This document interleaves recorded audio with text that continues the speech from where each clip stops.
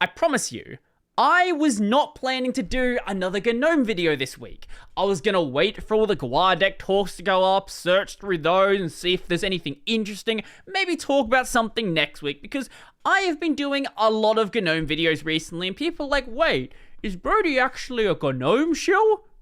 If you've seen any of my prior content, you would know that's a really stupid statement to have, but regardless, don't worry, because there have been some issues going on behind the scenes that very recently went public. Out of nowhere, a post on the GNOME forums updates the GNOME Foundation Board of Directors roster. Now, when I saw this account was like 16 hours old. I was like, wait, is this someone like hacking the forums and using some tags they shouldn't have access to? Like, what is going on here? Surely they're not in a position where they didn't have an official GNOME Foundation account until they made this post. They didn't have an official GNOME Foundation account until they made this post. And I wanted to see what a lot of the sentiment was from people involved in the GNOME project and see if anybody happened to know anything going on. The GNOME Foundation board voted to remove Sonny Piers as a member of the board of directors for cause at a special meeting on May 17th, 2024, following the procedure outlined in the GNOME bylaws, and remove him from all committees. Effective May 25th, 2024, his seat is now vacant and, in accordance with the bylaws, will be filled for the remainder of its term by an appointment made by the board. A code of conduct complaint was also made against Sonny Piers. The Foundation is engaged in a mediation process with him, which is still ongoing, and so we are unable to share more information at this time. Now, we're not just talking about being removed from the GNOME board, and he can still go about his daily activities in the GNOME project. He is removed from GNOME. He is banned in the GNOME Gitlab, he is banned on the GNOME forums, and if he hasn't yet been banned in other spaces like the GNOME Matrix, that is going to happen. In short, he is yeeted and deleted from GNOME. Now, when I first read this, two issues instantly popped out. Issue number one is when this is said to have taken place. The meeting was on May 17th. Right here, we have the minutes for that meeting, and effective May 25th, his seat was vacant. So this isn't something that happened from an event in the past couple of days. This took place about 2 months ago, and now they are announcing it. Whilst we have the minutes, they don't really provide any additional context. Basically, they say who was there, a meeting started, we had a discussion about a problem, there was an issue regarding personnel, and then the meeting ended. If you had no idea that this meeting was related to Sonny being removed from the board, you would not be able to guess that this was the meeting that did so. The second issue is the code of conduct complaint made against Sonny Piers. Now, if you've seen my prior videos, especially those involving Wayland discussions, you would know exactly how GNOME treats code of conduct complaints made against core contributors. I'll give you a visual demonstration. Right here, we have a complaint. What we do with this is, and then we never see it again. You know it, I know it, everybody else knows it. This is one of the most open secrets that exists in the Linux world. And even people who are supportive of the GNOME project and supportive of the GNOME Foundation, who I do like the Evil Skeleton. They're a cool person, but we've had many disagreements, especially regarding, like, the way that people in GNOME operate, and, you know, we're on friendly terms, but we do disagree about a lot of things. Even they admit that this is a problem with how GNOME enforces things. For starters, I have my doubts that the one code of conduct complaint he received was the deciding factor in his removal, especially when there are many cases of GNOME maintainers being consistently rude to users and contributors, which I believe to have received many complaints, yet nothing has changed with their behavior, nor have they been removed from the community. Additionally, code of conduct complaints are usually not made public at all for good reason. So I find it even more suspicious that the code of conduct complaint made against Sonny Piers was made public. In my opinion, mentioning the code of conduct complaint was only used to justify removing him so that the community would support the decision not to use it as a learning process and enforce the code of conduct, i.e., it was done in bad faith. Now, I want to be very clear. This is speculation. Basically, all the discussion about this is speculation. The only people that know what happened in that meeting are the people attending the meeting and probably some other people involved in the foundation leadership and people involved in the Code of Conduct Committee. Basically, nobody else, unless one of these people told them, actually know what is going on. Anyone saying, this is what happened, this is not what happened, are putting pieces together of the publicly available information and trying to make an educated guess, or in some cases just making things up. But nobody's certain about why this happened. The reason I bring this up is don't go and bother random people involved in the GNOME project, because for the most part, they don't know what's going on, and they want to know what is happening just as much as you. In some cases, especially if they're a foundation member and not part of the foundation leadership, they might want to know even more why this happened, especially if there's someone who supported Sonny Piers and actually voted for him to be on the GNOME board. Those people are completely lost with what's happening because they assume Sonny's a good guy and have no idea why he ever would have been removed. Now, looking across this post, the Reddit post, the posts on Hacker News and discussion on Mastodon and anything else out there, there seems to be a general thread arising, and it's not a good thread for either the Foundation or the GNOME project. It seems to be this general loss of trust in the Foundation, this erosion of trust, and this isn't new. It's been happening for quite a while, but this has only sped it up. A lack of trust in the leadership, in the processes, in the enforcement, because you see this Foundation that you assume is operating in the best interest of GNOME, but then people who seem like they didn't do anything wrong in GNOME are just suddenly gone. Like, why would you trust what that Foundation is doing? And it's made even funnier by a very interesting post made. So, he was removed effective May 25th, okay? So whilst all this was secret, whilst all this was going on, 4 days later, question to candidates, transparency and community involvement in the Foundation. This is an entire post where basically everybody in the Foundation was talking about how it would be better if things were more transparent, if people in the community knew more about what was going on, how can we be more transparent about enforcement, and all of these other things that they were expressly not doing at the time, whilst they had secretly removed Sonny Piers from the board. Is this related? No. And a lot of these people that were in this post weren't yet on the board, they were running for a position on the board. So they weren't involved in that situation whatsoever. But it's just very, very funny timing for this post to be made. Now, following this post being made and me and others sharing it around on Hacker News and Reddit, because you're not going to get away with doing this silently without people knowing about it, I wouldn't call it a backlash from the GNOME members, more of just like being blindsided, confused, and just wanting to know what's going on. There was a response from someone who does know what is going on. That being Robert McQueen. Why did it do that? Robert McQueen, the GNOME Foundation president.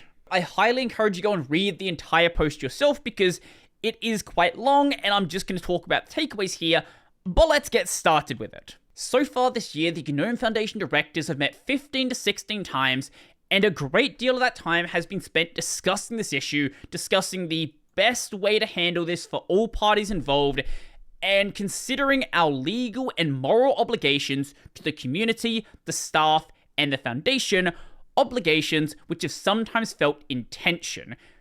Basically, there are different parties involved here, and what they want to do, they can't really balance the legal and the moral obligations here.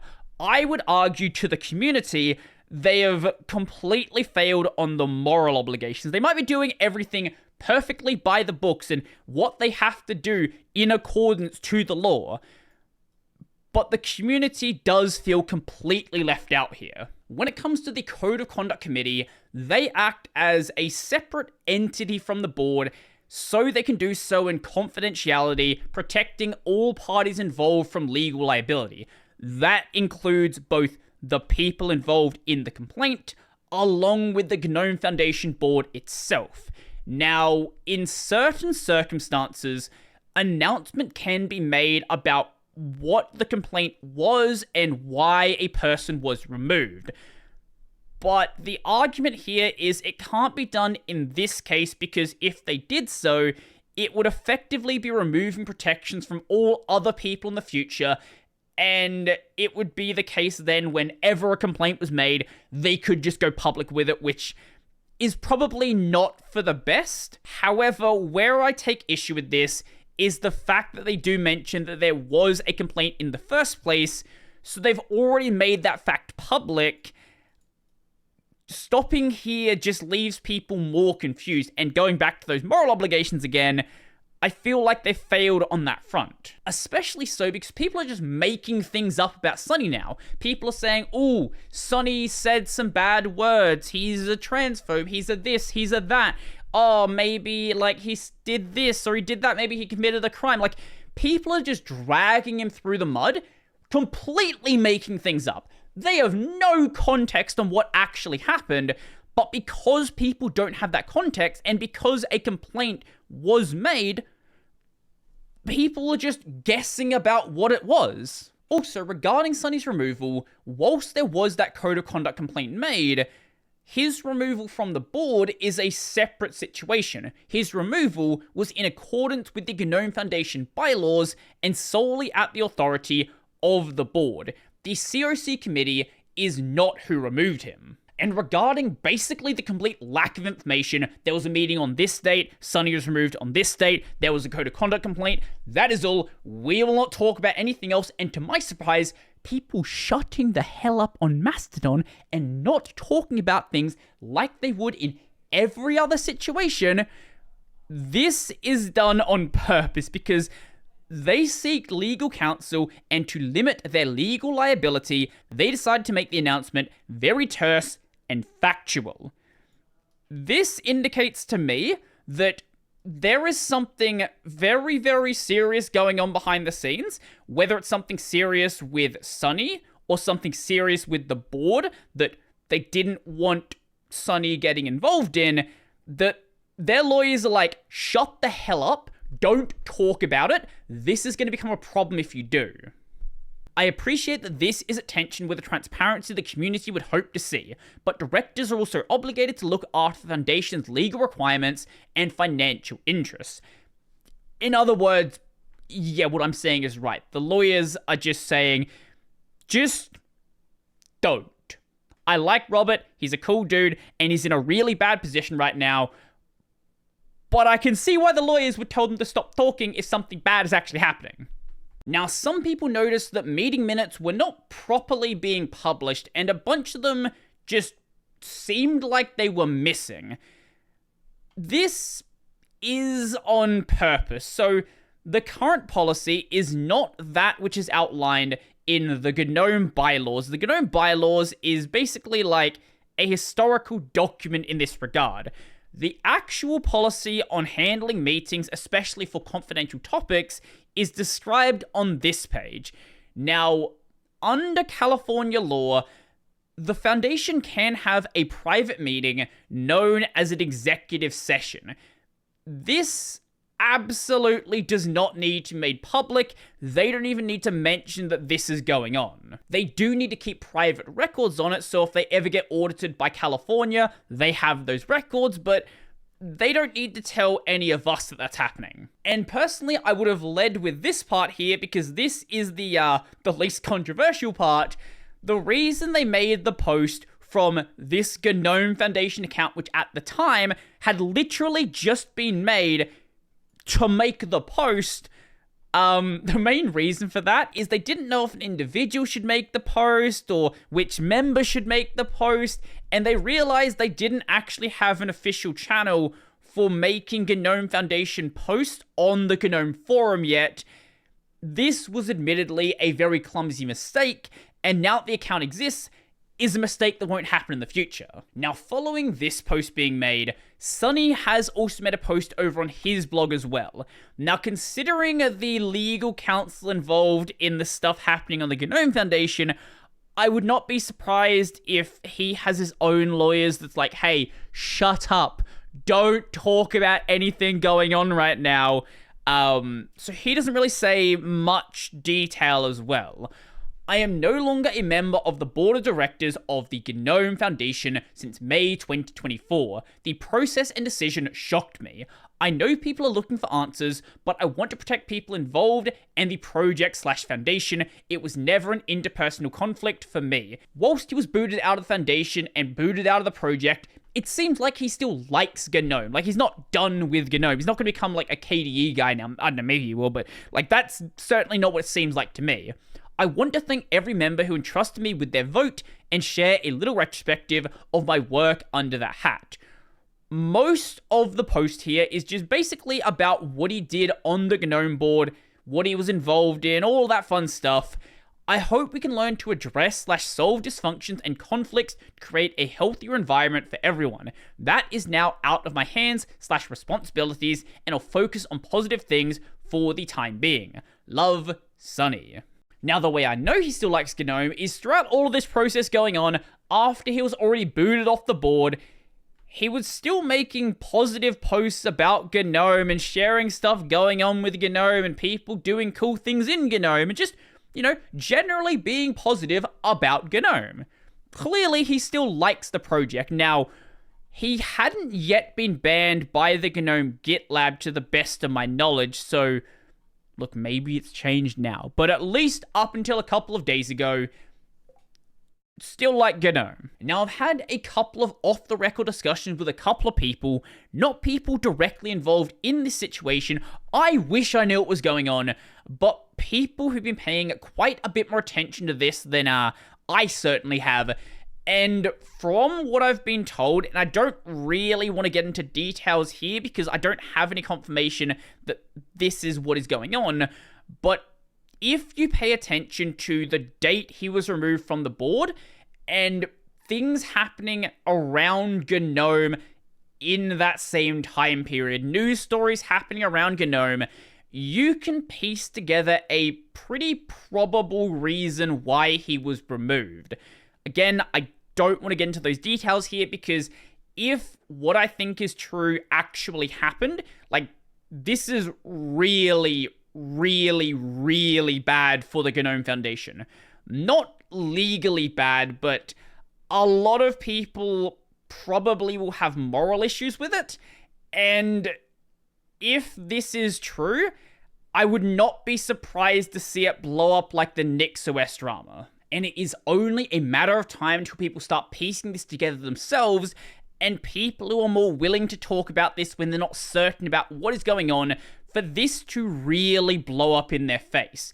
And even if people don't work it out, again, this is just another step in the erosion of trust in the foundation.